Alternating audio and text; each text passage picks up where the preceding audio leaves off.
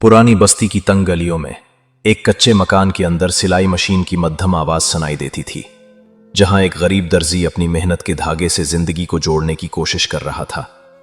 वो दर्जी न सिर्फ गरीब था बल्कि आजमाइशों से भी घिरा हुआ था, मगर फिर भी उसके चेहरे पर एक सुकून और दिल में अल्लाह की रजा की रोशनी मौजूद थी। इस दर्जी के 5 बच्चे थे। सबसे बड़ी बेटी घरेलू कामों में मां का हाथ पटाती, दूसरा बेटा छोटा मोटा काम ढूंढने की कोशिश करता, मगर बाकी 2 बच्चों को ज़हनी तवाजुन का मसला था। वो दोनों दुनिया के रंग ढंग समझ न पाते, कभी अचानक हंसने लगते, कभी बिला वजह रोने बैठ जाते। इनकी हालत देखकर मोहल्ले वाले अक्सर अफसोस करते, मगर दर्जी के लबों पर हमेशा यही जुमला होता, ये सब अल्लाह की अमानत है, जैसे उसने दिया है वैसा ही कबूल है। घर की हालत ऐसी थी कि रात को छत से बारिश का पानी टपकता, कभी चूल्हे में जलाने को लकड़ी न मिलती। दर्जी सुबह सवेरे सिलाई के काम पर बैठ जाता। मोहल्ले की औरतें पुराने कपड़ों की मुरम्मत करवाने आती तो वो मुस्कुराते हुए कहता, अल्लाह बरकत डालेगा। इसके बावजूद गुर्बत की सख्तियों के बीच भी वो अपने बच्चों को कभी बोझ नहीं समझता। वो जानता था कि जिंदगी की असल कीमत दुनियावी आसाइशों में नहीं बल्कि दिल के सब्र और अल्लाह की रजा में है। दर्जी का नाम करीम बख्श था। उसके हाथ में जादू था। सुई और धागे से वो पुराने कपड़ों को भी ऐसा दुरुस्त कर देता जैसे नया लिबास हो। लेकिन किस्मत ने उसके हाथों में मेहनत रखी, खुशहाली नहीं। दिन भर की मुशक्कत के बाद भी बमुश्किल दाल रोटी ही मयस्सर आती। करीम बख्श की बीवी सकीना बड़ी साबिर औरत थी। गुर्बत के बावजूद उसने कभी अपने शौहर से शिकवा न किया। वो जानती थी कि करीम बख्श दिन रात उनके लिए तपती धूप और सर्द रातों में मेहनत करता है। दोनों की जिंदगी का सबसे बड़ा गम उन 2 बच्चों की हालत थी जिनका ज़हनी तवाजुन ठीक न था। वो बच्चे कभी बाहर निकल जाते और रास्ते में लोगों के ताने सुनते, कभी मां की गोद में बैठकर बिला वजह रोने लगते। सकीना का दिल टूट जाता, मगर करीम बख्श हमेशा उसे तसल्ली देता, अल्लाह ने दिया है तो इसमें कोई हिकमत होगी, शायद यही हमारे जन्नत में जाने का जरिया हो।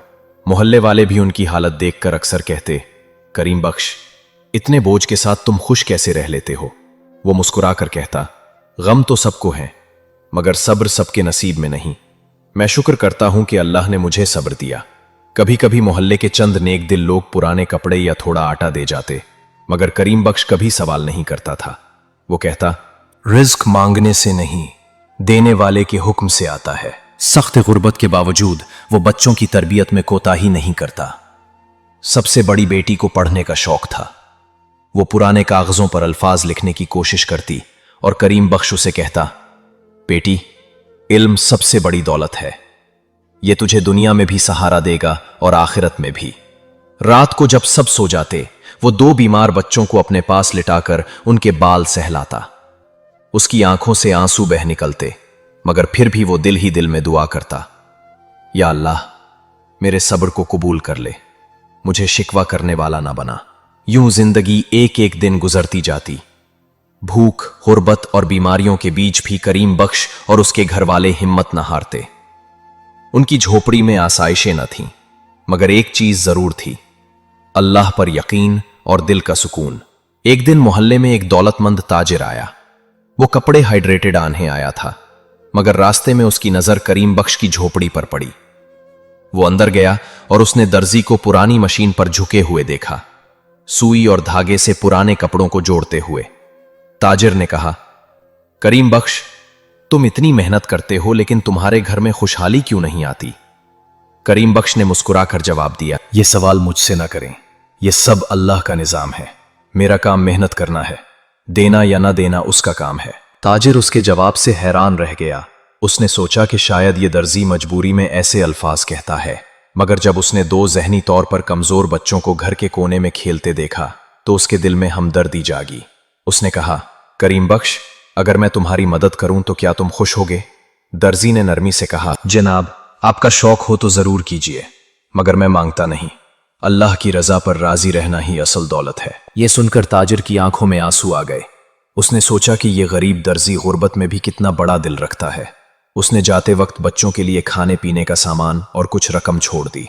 करीम बख्श ने वो सामान देखा तो शुक्र के आंसू बहाए और बोला, या अल्लाह, तू दिलों को बदलने वाला है, तू ही गनी है, हम सब तेरे मोहताज हैं। उस दिन से मोहल्ले वालों की नजर में करीम बख्श की मिसाल और भी रोशन हो गई। वो सिर्फ एक दर्जी ना रहा बल्कि सब्र और रजा का निशान बन गया। दुनिया की हकीकत दौलत या गुर्बत में नहीं, बल्कि सब्र और शुक्र में है। जिसने अल्लाह की रजा पर राजी रहना सीख लिया, उसने असल कामयाबी पाली।